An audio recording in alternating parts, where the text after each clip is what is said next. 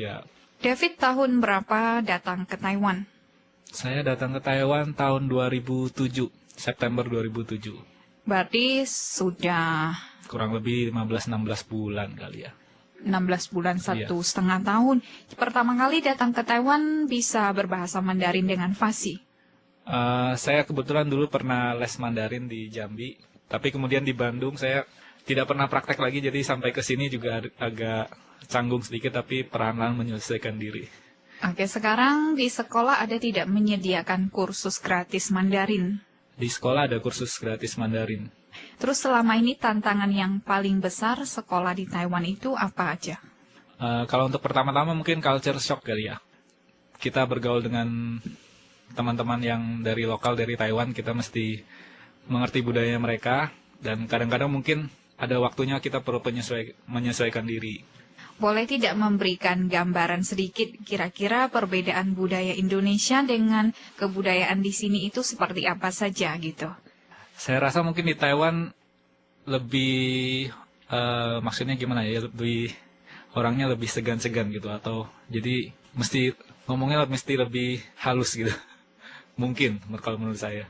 Orang di Taiwan lebih sungkan, Ya, lebih sungkan. lebih halus. Ya, lebih halus. Semuanya permisi. Ya, gitu. semuanya permisi. Terima semuanya... kasih. Bukankah itu suatu budaya yang cukup bagus juga gitu? Ya, memang benar, itu suatu budaya yang cukup bagus. Jadi kita mesti menyelesaikan diri juga. Makanya tadi saya bilang culture shock. Jadi bukan berarti itu nggak bagus, tapi kita mesti menyelesaikan diri.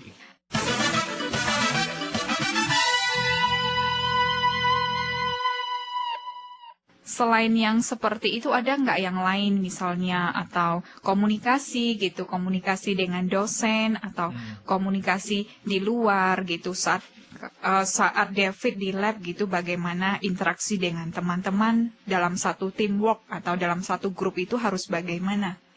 Kalau untuk masalah komunikasi saya punya pengalaman sih waktu itu, karena saya kebetulan ikut kegiatan di luar kampus. Kalau di dalam kampus cukup baik, tapi kalau di luar kampus kita kan mesti kenal lebih banyak orang, dan waktu itu kita ada satu grup dan kita diskusi, dan sempat beberapa kali diskusi saya terdiam di pojok sendiri karena saya udah nggak ngerti mereka ngomong apa. Tapi saya rasa itu proses ya, jadi saya mesti gimana pun saya mesti menyelesaikan diri, dan ya ada satu kutipan dari teman saya yang pernah kuliah di Prancis bahwa kalau dalam kasus saya bisa menyelesaikan diri dengan orang Taiwan, tapi saya tidak akan pernah jadi orang Taiwan. Nah itu, jadi itu satu satu motivasi gitu. Jadi ya dinikmati saja, dijalani saja. Maksudnya kok tidak akan menjadi orang Taiwan? Maksudnya gimana? Ya maksudnya pasti kita, karena kita datang dari latar belakang budaya yang berbeda, jadi pasti akan ada culture shock itu. Dan yang penting bagaimana kita menyikapinya. Jadi jangan dibawa depresi atau jangan dibawa frustasi. Jadi dibawa santai aja, dan terus terang aja kepada teman-teman lokal kita. Kalau misalnya ada yang nggak ngerti langsung tanya, ini apa, itu apa, maksudnya ini apa gitu. Jadi terbuka gitu. Wah, tampaknya ini juga merupakan masukan yang positif ya. Jadi kalau saat kita tidak mengerti apa yang mereka katakan, misalnya dalam kerja satu teamwork, kita langsung aktif gitu. Tanya, saya nggak mengerti. Iya. Atau bisa komunikasi pakai bahasa Inggris gitu. Iya. Kenapa David bisa sampai tahu di Taiwan, khususnya di sekolah NTUST, menyediakan beasiswa untuk anak-anak Indonesia yang berprestasi?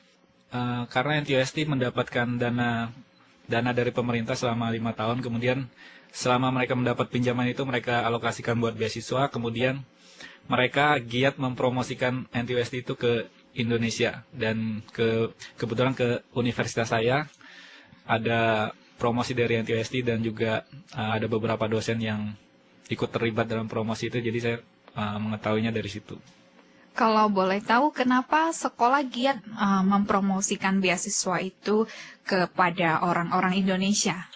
Untuk masuk ke dalam standar suatu universitas yang baik secara internasional, mungkin mereka ada jumlah minimum mahasiswa internasional, dan oleh karena itu dari pihak NTUST itu mereka gencar-gencar mencari mahasiswa internasional dari seperti Indonesia, kemudian ada Vietnam, India, dan ada beberapa negara Eropa yang lain, dan Amerika juga. Jadi untuk menambah jumlah mahasiswa internasional sehingga mereka bisa masuk ke dalam standar universitas internasional yang baik. Oke, kalau yang saya boleh tahu itu bagaimana dosen-dosen di NTUST ataupun teman-teman lokal di NTUST memberikan kesan orang Indonesia itu seperti apa sih? Sejauh ini saya rasa kesan yang ditinggalkan oleh orang Indonesia masih sangat positif ya, terutama untuk buat dosen dan mahasiswa-mahasiswa lokal. Jadi kita masih karena kita nggak macam-macam di sini, kita belajar dan kita banyak juga teman-teman dari Indonesia yang berprestasi.